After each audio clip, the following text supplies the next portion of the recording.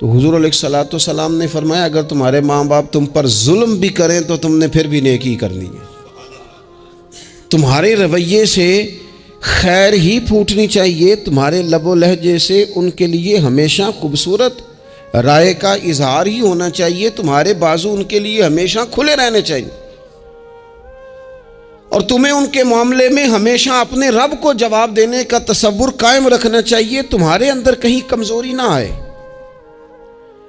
میں بڑی دیر سے اپنے دوستوں کی توجہ اس بات کی طرف مبذول کرا رہا ہوں کہ انسان کے ساتھ ہی ساری چیزیں رہتی ہیں، بیماریاں بھی، پریشانیاں بھی، کاروبار کا اتار چڑھاؤ بھی، انسان کے ساتھ دوستوں کی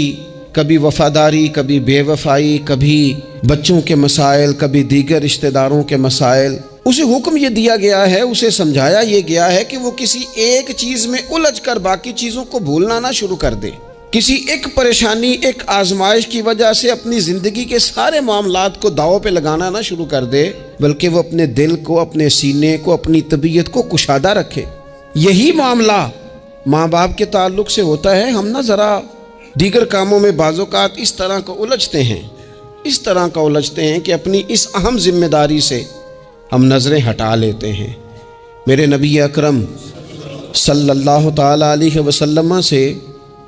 ایک شخص نے یہ عرض کیا تھا کہ یا رسول اللہ صلی اللہ تعالی علیہ وسلم، میں نے نہ تیز دھوپ میں جلتی اور تپتی ہوئی زمین پر کئی میل کا سفر اپنی ماں کو اٹھا کے اس طرح کیا ہے کہ میرے پیروں میں جوتے نہیں تھے۔ اس پوری بات کو پھر سے آپ سمجھے بھلا میں نے کیا کہا، یعنی گرم زمین پر گرمیوں میں چلنا ایک انتہائی مشکل کام ہے، اور پھر گرمی اگر عرب شریف کی ہو اور صحرائی علاقہ ہو، اور پھر آپ نے ایک شخص کو بھی کندھوں پر اٹھایا ہوا ہو۔ یا رسول اللہ صلی اللہ تعالی علیہ وسلم، گرم موسم میں گرم ریت پر ننگے پاؤں ماں کو اٹھا کر میں نے میلوں کا سفر کیا ہے۔ خدا را میری بات کو تقریر نہ سمجھنا، یہ ایک غلام نے اپنے نبی سے سوال کیا ہے۔ اس سوال کی لذت کو محسوس کریں اور پھر جواب کا حسن ملاحظہ کریں۔ عرض کی حضور، پڑھا میں نے سنا ہے کہ ماں باپ کی خدمت کا حق ادا کرنا چاہیے، تو وہ میں کوئی حق ادا کر سکا ہوں، کوئی خدمت کر سکا ہوں؟ اس نے کہا میں نے میلوں ننگے پاؤں تپتی زمین پر صحرا میں سفر کیا ہے۔ تو محبوب کریم نے بھی اسے سبق یاد کرایا۔ اس نے اپنی طرف سے خدمت بتائی تھی تو حضور نے ماں کی شفقت بتائی۔